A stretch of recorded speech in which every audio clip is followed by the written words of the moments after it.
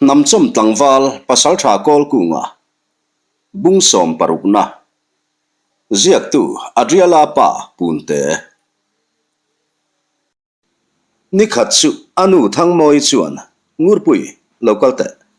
ti pa chuan abula thutna ol chu ahan KAWLKUNGA ngurpui chumuang changa lokalin anu bula chuan thunmun chu han rema anu chuan thutak fe mai hian ngurpui yom dan hi chu tlem chuan I thak dang lamanga yani mi soite po kan kailu tuk palange ahan tisa sa ngurpui chu angoi renga anu chuan soizom lein nula hlim thei tak ini thin kha in thing harla in ti fai ve toro ahan tidam dapa ngurpui chuan anu chu chiang takayanin kanu ka theilo ti hriat kha ahan ti chuai raya anu chuan ngurpui iuna pa hi imangain ingai ti chu ka hria ma sei om dana hian una mangai na chau nilo aom tero ati chuak tange nge a ngurpui chuan kanu isoi de kalom atel lo chuan ka hlim theilo vani ati thapong mai anu chuan ani le chu chu tai te hian a hria em dil chu zet chuan a han tia luthin nar pa chuan ngurpui chuan nuailam chu abi rana anu chu han thodeu hoka chuti ani chuan lo le to lo ta se engtiaum ngai tum a han tia ngurpui chuan kanu alo let emang akal don khan mil lo ngak ro kan hne na om turin kalo hruayang che atialom voi khat ma dot ala soi ngai lovin min la hril hek lo eng tiknia emaw chuan kanu alo let le emang chu kalo ngak top mai do na ni a han ti zuai raya pithang moi chuan thopui la khak pa chuan chuti ani chuan intifai la chote thatakin ei to ta che tai te lo lan huna khatia porle cheze tai lo om chuan engtin nge a hruai duang che a han ti ta ka chuan ngurpui po har chuak thutin ole kanu adikalom ti in rang takin tui mun lam chu apana ahan intifai ngal sok soka anu in chu mu chuan lim takin afanu chetla chu athlir nui ta vera aril ru tak chuan afanu le fapa te in kar chungai tu in aril ru ha kher mai ti thero anei silo laina tak mai chuan hlimna zong nei turin afanu chu athin lung chuan du sakna ahlan mol ringot mai mun puilal fa palung oi theilo chuan apa min ngai tum chuan ti dan tur kong sang chu adap cham chi maya anu hne na chuan hetiang angaram tuile lovamin siamtu adam chung le thamuang taka om chung chuan keini chung ku hian hlimni le thamuan ni engtika ma kan hungai lovang tina zual ko tareng mai anu po chuan afa palung oi theilo chulai na tak mai chuan arem changa pianga apasal bula chuan asoita fo mai mun puilal tualiana po chuan afa pa zakam lova chu ahan entrina ril runa chulo chuak zokin ruam man naten om takle thalo tak mai chu siam atum tange nge a khoshana a unau te hne na chuan zual ko tir ngalin ka fa pa le ka KAWLKUNGA ram tuile lo vasiam tu te hi thamuang takin an om reng bik turani lo until ti sualman an mungai turani ti in afa pa om kholo na mu kan chuan roarel tamu mu maya khual lama a unau te point chutia an unau pa fa pachunga thil ti tu te chunga semna pe ngai tum chuan fun puyan tatlu tluk mai le khoni lai mai chuan chung lam kal te hne na chuan thu chain tuna tanga zanlina munpui khuwa an lo thlen tur thu chu an lo hril tak veka chuan hlim tak le phur tak chuan chung lam kal te po chu munpui lam pan chuan an hong ta hloma munpui lam po an unau te thu cha an hriat chuan funpui erin an in buat sai ta tluk tamai sir te khuwa chu ding le to ngai lo tur chuan haldar veka salaman vek tum chuan thei top chuin anin puwa cha mup maya tlangval then khat chu nula mel tha hon tum le mei tur hon tum chuan an kat nuka then khatero chu ro hlu ringot buai pui tok la bolo chung buai pui in anglo tak tak ta chuan an tum bere ro chu sir ta khuwa suwa sammol chu ni thung ma se chu an thil tum chan bul pui ber ero shelowan tamin engwanga sir ta khuwa churun tum nge an ni hriat chian tum la an om heklo chu an thil ti sual chu eng tiang takin tuarang mo KAWLKUNGA te po lal ina tanga man mo taka an hong chu in an thlen thak chuan tuma an lo om lofa in chunga chuan lutin a thian te po chuan an zui lut ngal zata silai te da that nu chuan a thian te chuan an khuwa om ve tur chuan an thlem ta chara KAWLKUNGA ero chuan engma a soi du lem lofa ngoi reng chuan a thian te thil soi chungai thla in angai tuana chuan a lo cheng veng chu ni in anu le umol chu aril rulu atu ani engtin nge an khosak tak zelang le ti chu aril ru chuan angai tu avong vonga chu ti lai chuan a chung te polo thlengin apu chuan thupui fun fe maya KAWLKUNGA chu anin taite chu tianga in khuwa ilo chua sanani raw chuan heta kan hne nai kho samaya ning chu mole a han ti chara api po chuan lo thop zatin taite hey ipunen kan din hun hi hria ifarnu hi ama chau chuan a khongai thak lu tukani nangi om chuan ifarnu poin mi mu sitle diriam na po a hlolo pha de do na sin alo ti ve siapa KAWLKUNGA chuan zual boy hey ka thian te pani hi chaw kha lo thak kep lok mai te voin chumin puyan tum dewa nui zain sum tak chuan a han tia sang zuali po chuan o le ti pa chuan chobel chu a han chuang kai ngal zata tuk chuan ei hunero apel dor to an buena wangin chung tinin tuk chuan po a huna an ei thei meu lovani ro kunga le thom vunga chuan a rual deuh tho chuan KAWLKUNGA en pa in eng thila mo an lo ti dun thota KAWLKUNGA la chuan ol sam zetin on lama son in tho tur chu om so ati chuan rang takin an chuang ngal vara relo te a nui vura lo lutin e khai englai khan nge song ta chu ilo lak man peka ti in KAWLKUNGA chu an en hava udai lo va chuan lo chang vatin tukin khan kan tho chu mai na lo thlen kim man vek to mole zual boy tuk chuan chu han siam thuite I u te ho pon rila tram toang ati zom zata thom vunga chuan ilo heti tumwang ani mo tukin po I tho ma em ni konge nula mel tharong bol sa chu ei trewila ni mai alom a han ti zui lunga tuk chuan a siam pe ta ka chuan puar takin an ei ta hloma tuk chuan an ei kham chuan an tho tur chu hel kual lovin an bung ta ngal mola chuti lai chuan tlang au pa chu lo lang lolin udai lo lalpa in itupa nen mu lok chewa du dewa in man rem chan chuan a han ti daka KAWLKUNGA ero chuan lal soi tur chu a hriat sa veka wang chuan kapu nang main lo han kal mai ta che hey kan na lak lo deuh hleka tin thian ten min pui lai alo petek sandai zong aram chi alo dewa ti pa chuan tlang au pa chu a thlek deuh ha tlang au pa po chuan hrathiam takin ni e hei ipu tala lo kal thei chuan apoi chuang lo tura nga yang alo ti ve vata an khotual tlangwal ni ngat se zong a chan na chuan lal le khon bol ta chu an sa hle chuan a ringa ti chuan ngoi rengin muang chang in pudai lo vanen chuan tlang au pa chu an in zui chhota naka lal in an han thlen chuan lalpa chuan lom takalo chiau au vatin thutna te alo ko mu zunga pudai lo va chuan lalpa ke ni te min han ko tak nola hoi pangte om chu ni em lo mo a han ti dam dapa lalpa kal khama chuan hoi pang chu om lem lo ve khongai tu pa chu a han ti zuya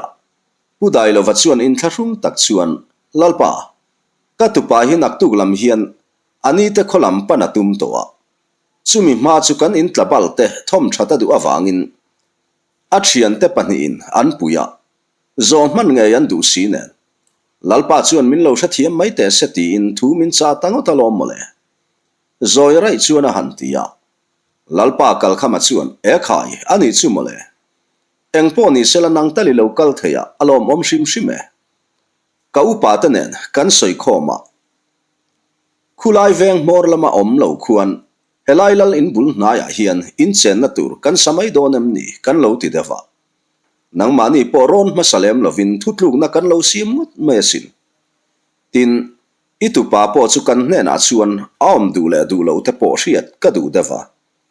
a han ti dap dapa pudai lo va chuan lalpa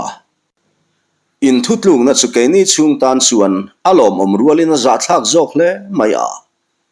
lalin naya om kan thiam velovin kan mual pholu tuk zawk palang e in thu kan hial lam ni lovin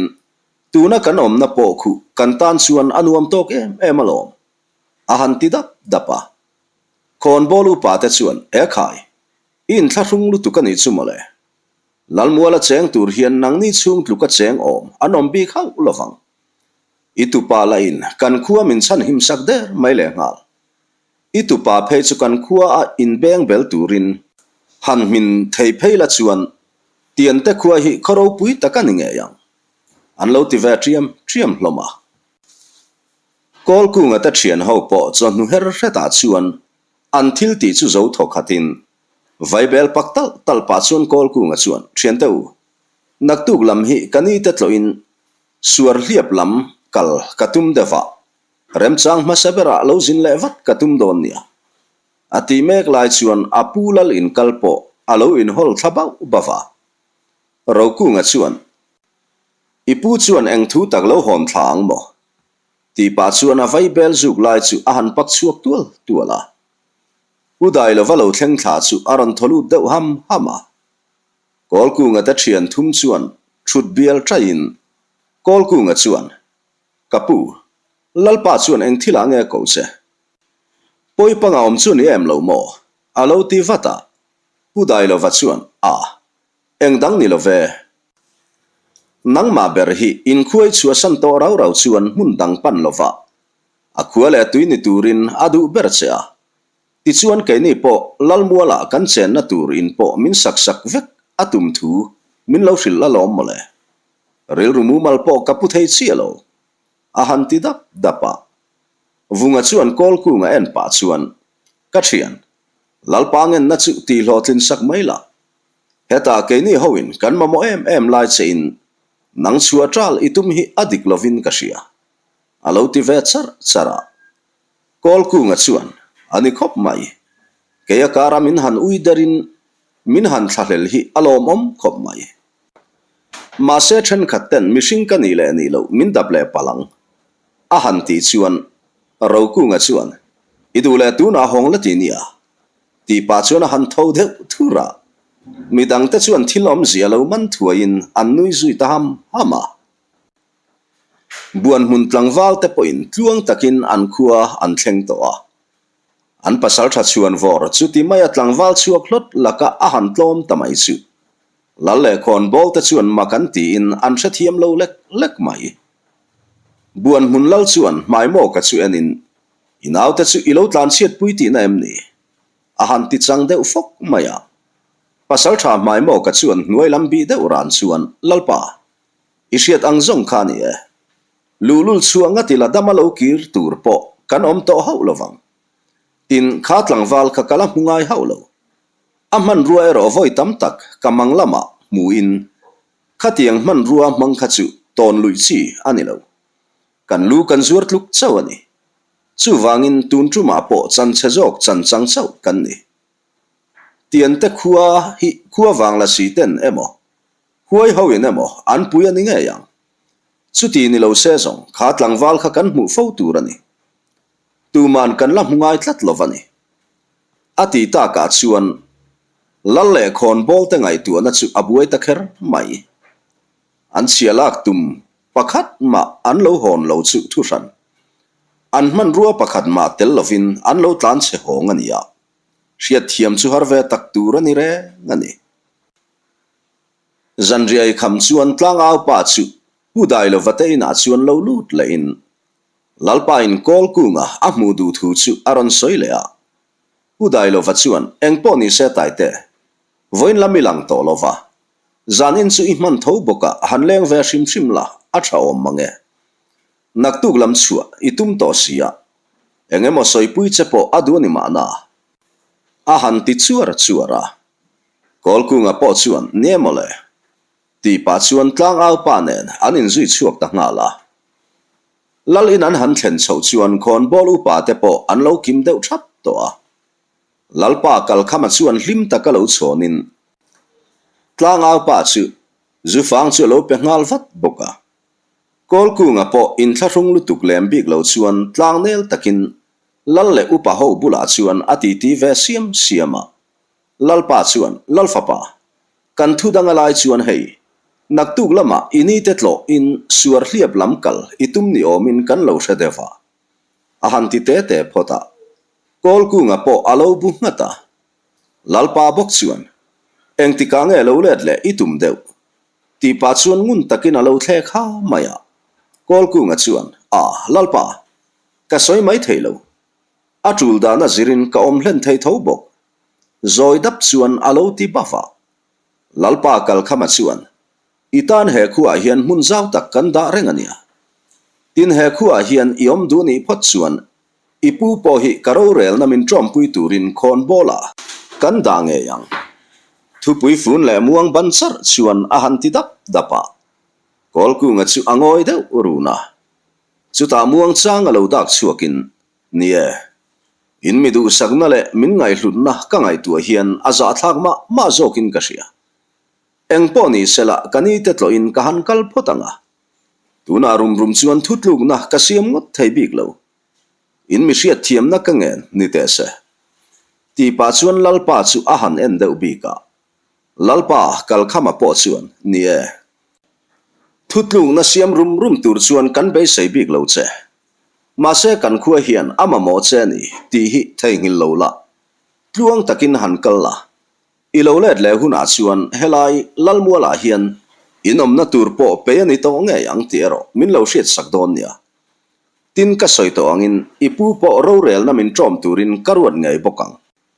a han ti dam dapa KAWLKUNGA chuan lalpa keima wang chuan kapu chu tianga din hun sanga da kher khatul ka ti haulo tina ma poina du kherin karing bik chialo lalna le thu nei na du ni ila chuan voin hian helaya hian ka om kher lovang mi pa ngai ang taka min del tu om mi lova khosak le nun te hi kan chakin kan thalhel zawk da yasin tunari chuan min thathiam phot mai teu ti pa in zufang chu thalin a han dot deuh khola upa ho po chuan ani khom mai del tu om lovanun hi azalenin a hadam phian ania ama erawh chu be seina nen kan lo ngak reng don chania an lo ti vele ta ka chuan KAWLKUNGA po chuan ni a hun te han thleng phot sela kan langai tu ho zelang chu ti in anin thla ta a KAWLKUNGA po lal in atang chuan zolbuk lampanin a chuak ta ngala angai tu na chu buai na kal thui kher mai mi in enga tan ma an ngai lo apu ama awanga khon bol ni na hil a han chang thei tur chuan aril ru ati buai tak zetani zolbu ka thlen phei chuan wal upa le pasaltha te ti lo chu tlangwal ompo an om meu lo KAWLKUNGA lo lut chu an lo chiau au thuaya mei pui bula chuan thun na lo kian sokin ani po chuan thut mun chu arem ve ngal mai boka walu pa than hlira chuan naktuk lam suar hliap lam kalitum deuh ni in kan lo hra thoi dewa ti pa chuan KAWLKUNGA chu han ena KAWLKUNGA po chuan niamole engchen nge ka thang don phei chu ka hrelo na in kani te han tlo chu alok ka tum deuh alom mole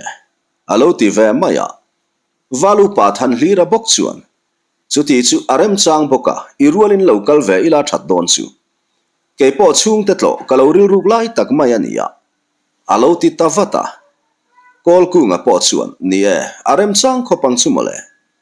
mani chawa kal ai chuan khua po a har lo deuh tura nga yang tin suar hlia phikala kal lem lova a kong chin hresan nen chuan a ol sam khopang chu tuk chuan ei kham lama chua kan tum mai don em niang a han ti zom zata valupa than hlira po chuan kalam khachi ti hun hun ani mai chutia tuk chuan ei khamani chuan kalo som koi don chania ti in thu an in thla ta nga la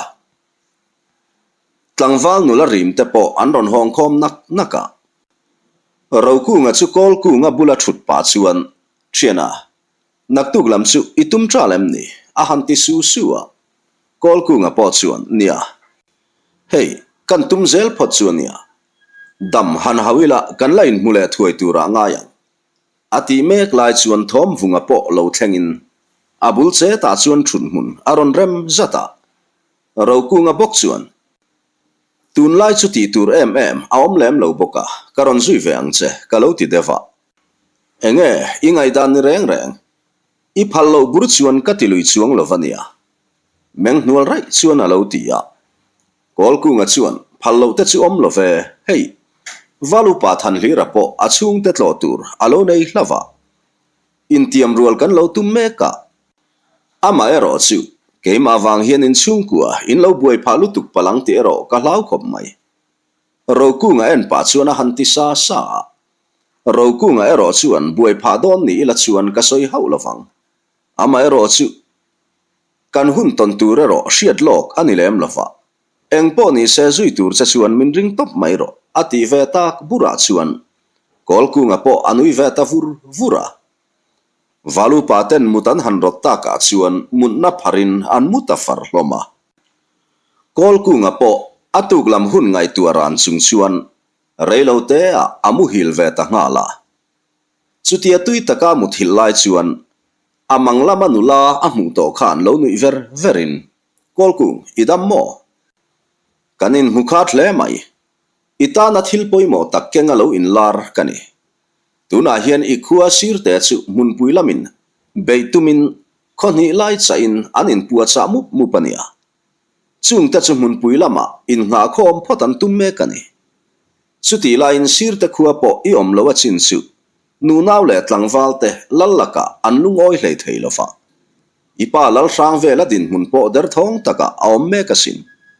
tunai kaltum na suar hlia pa po in kalani chuan chamrei hau suang che engting nge mun pui ho an lo chet chu don ro kan la she mai theilofa ka hriat vele kalo silvat don chenia tin buang puya tuna hian thil ti tir lok tur kan neya wangin kan ko kir loka suar hliap in thlen ma in alo zom le man nge yang cheu engpo ni sela i han kal na tura chuan phim khur hle ang che a chan chu mi khualan lom te chiam lovania ati zo chuan thil fun hi aron phora ei hi uluk takin vong thang che dam doi thale chak tak mai ania hliami to pal hlau chuan hliama khan i hnoi vat don nia tia asoi zo chuan aral ta ngal ria ya KAWLKUNGA jing tho chuan akut chu a han en masabera akuta thil fun chungun taka thlekin amu mang chu angai tualet neva uluk taka hum tha in a han tho chuaka amut bu chu tel felin ngoi reng chuan in lampanin a hong ta soka ina thlen chuan sang zuali tui choi tur nen in tokin sang zuali chuan una pa imu tha thei meu na nge alo ti ngal siama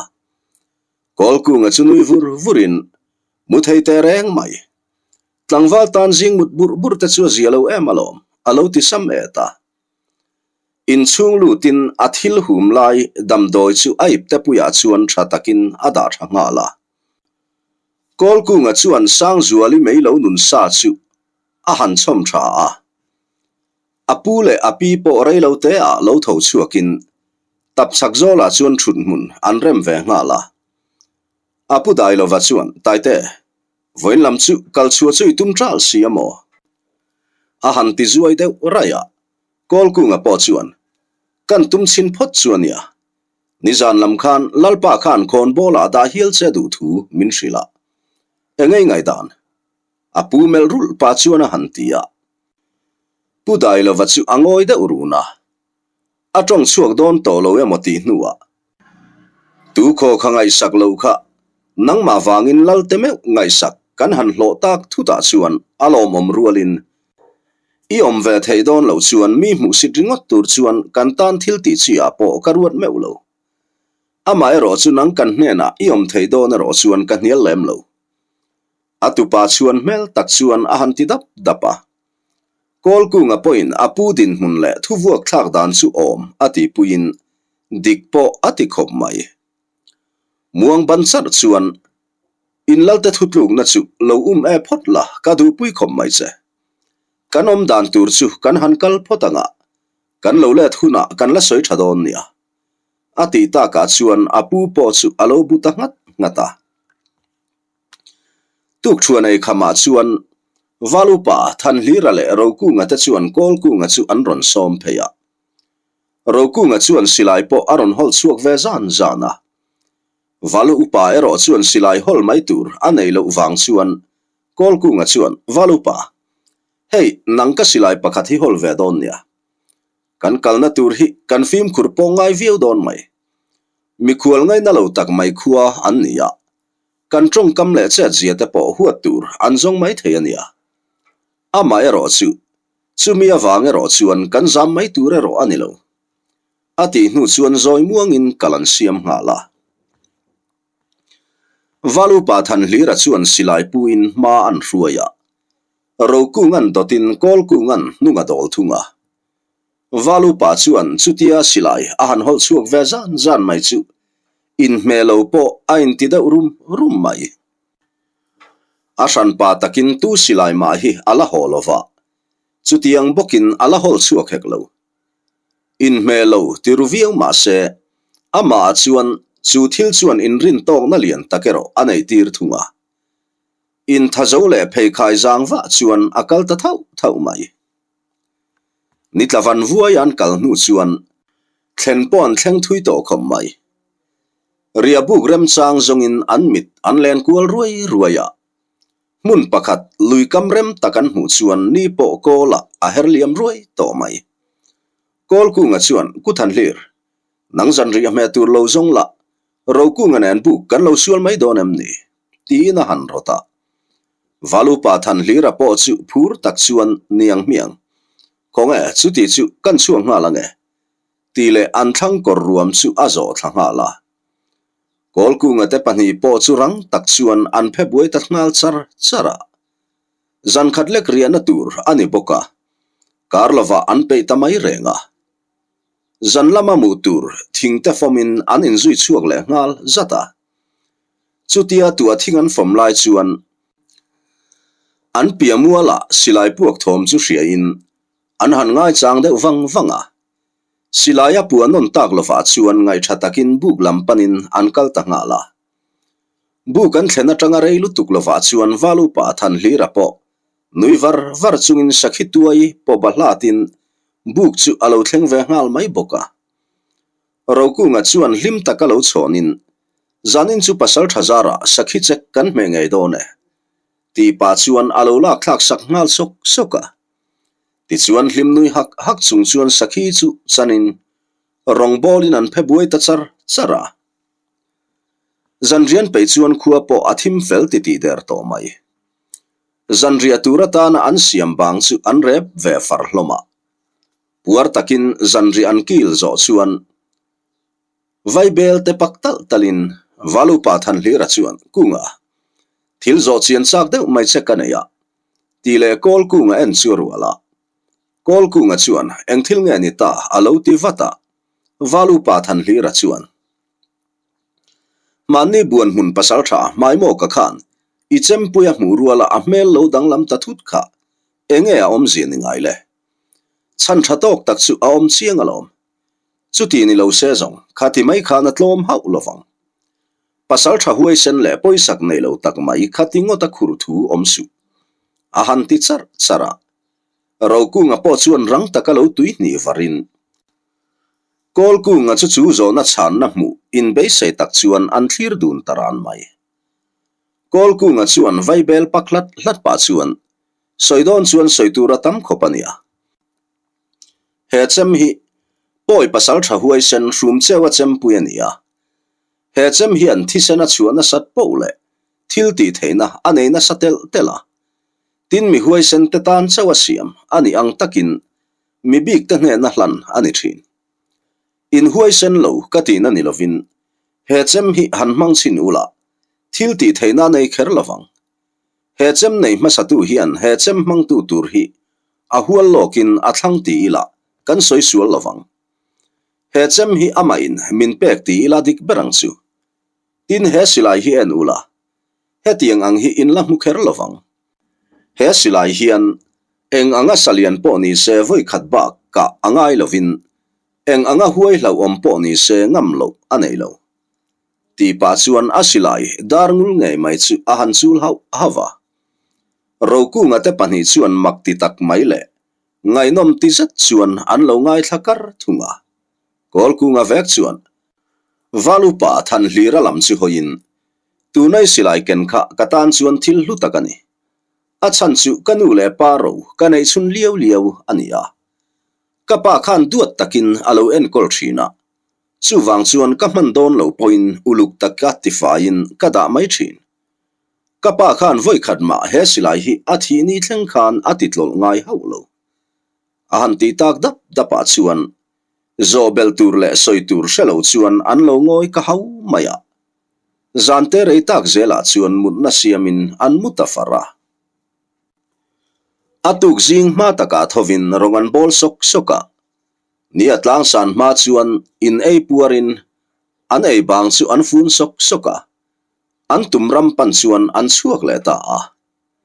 chu tianga zan ni zat ram hnuai an ria hnu chuan suar hliap ram ri po an thleng ta hlol mai zan khatal chu khothlen ma chuan ria an langai don ti chu an hrathiam maya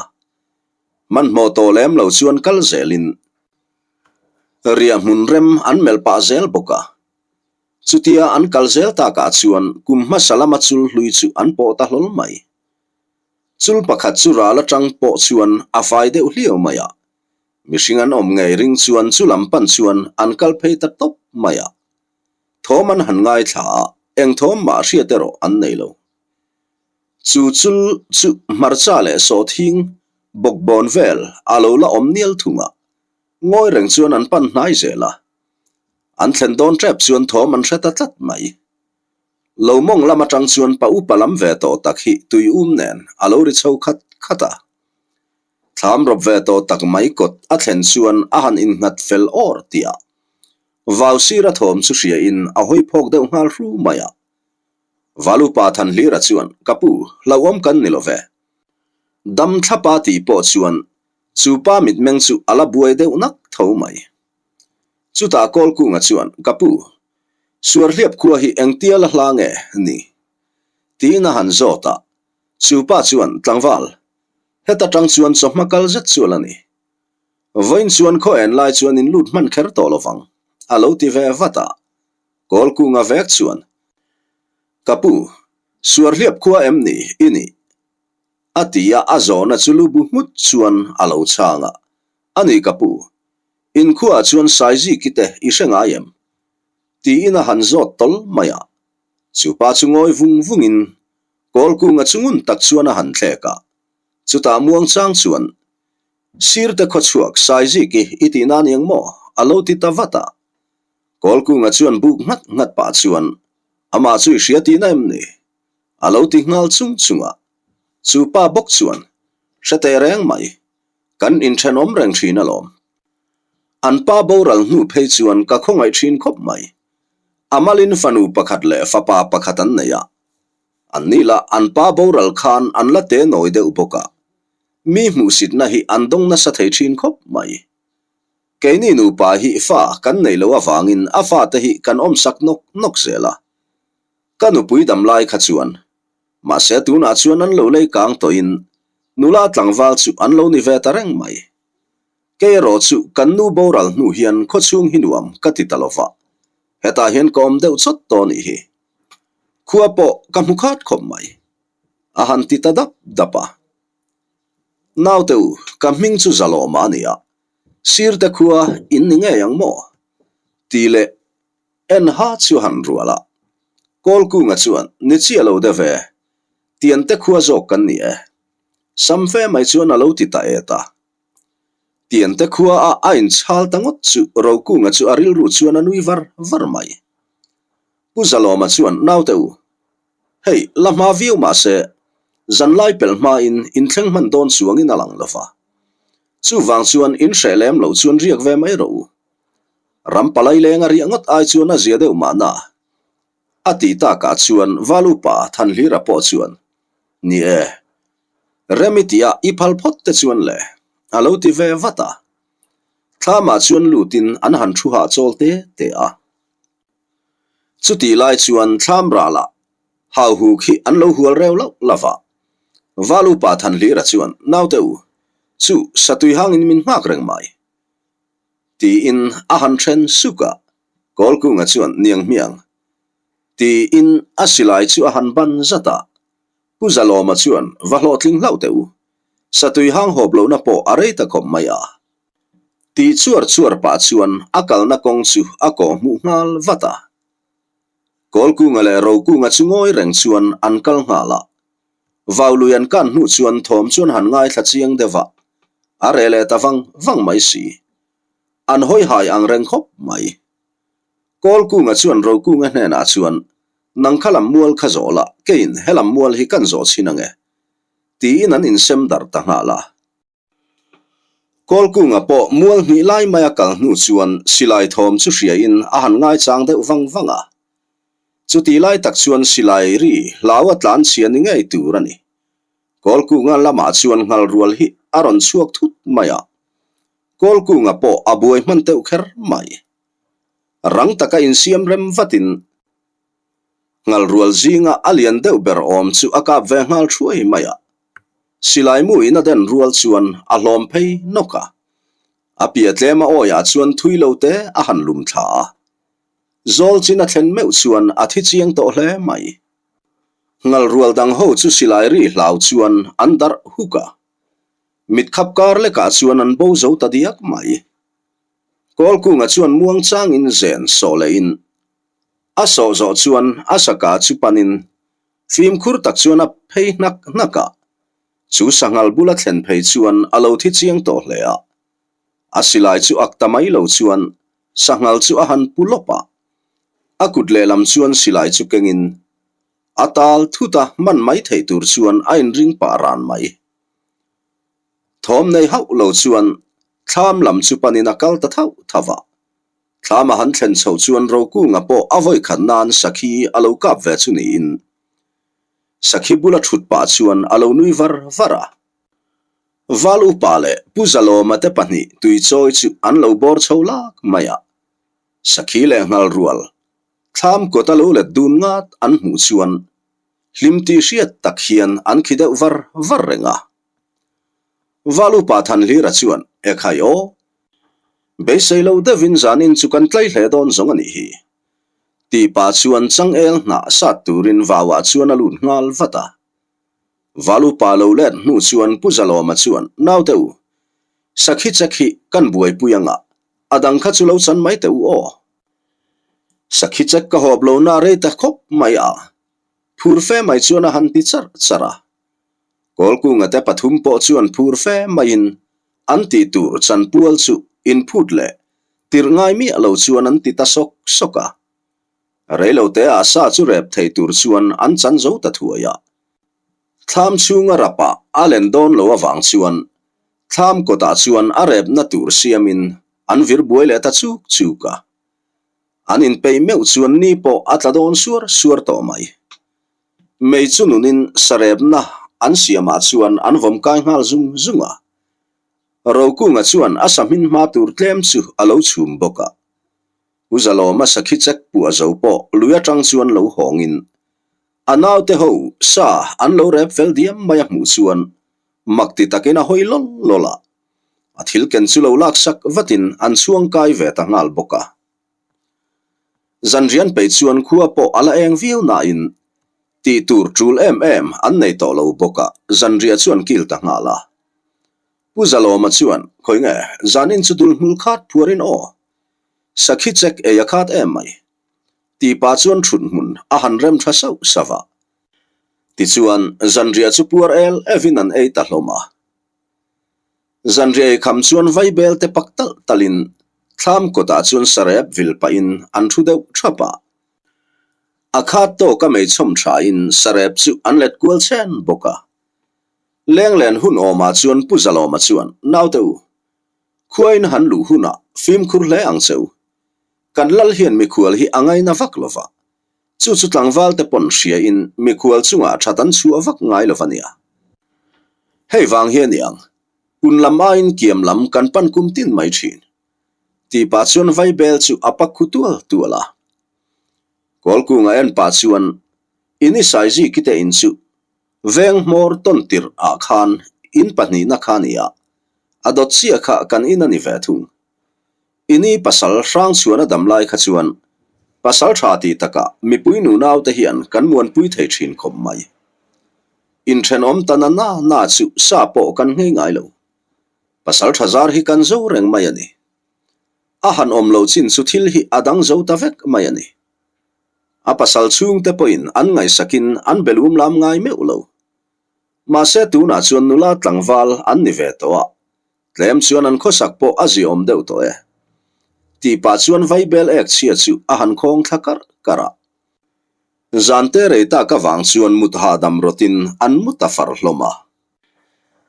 atuk jing var trian a tho sang sangin rong bol pa chuan an sarep chu an urle thutaka rongan bol pe chuan ei vatin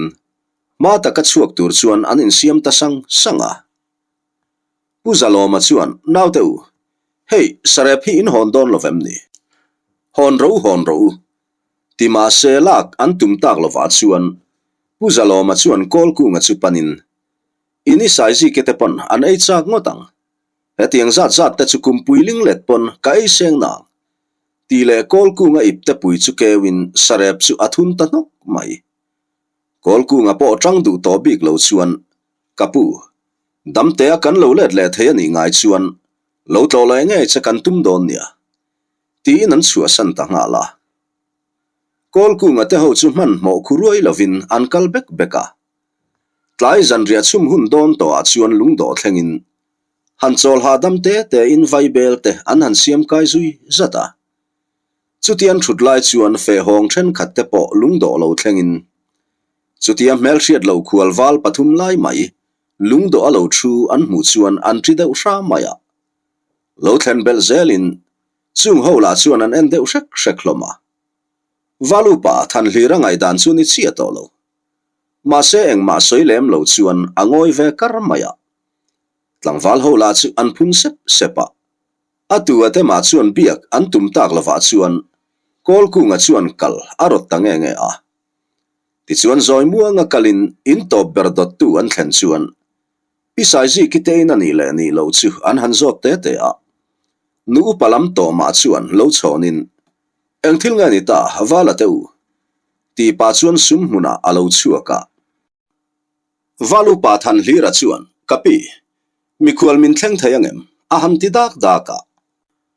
an hnung lama khotual tlangwal te chuan an lo thlek deuh ha boka pisaiji ki chuan hlau thong taka khotual tlangwal te thlek pa chuan thlen te chu thleng thei te reng mai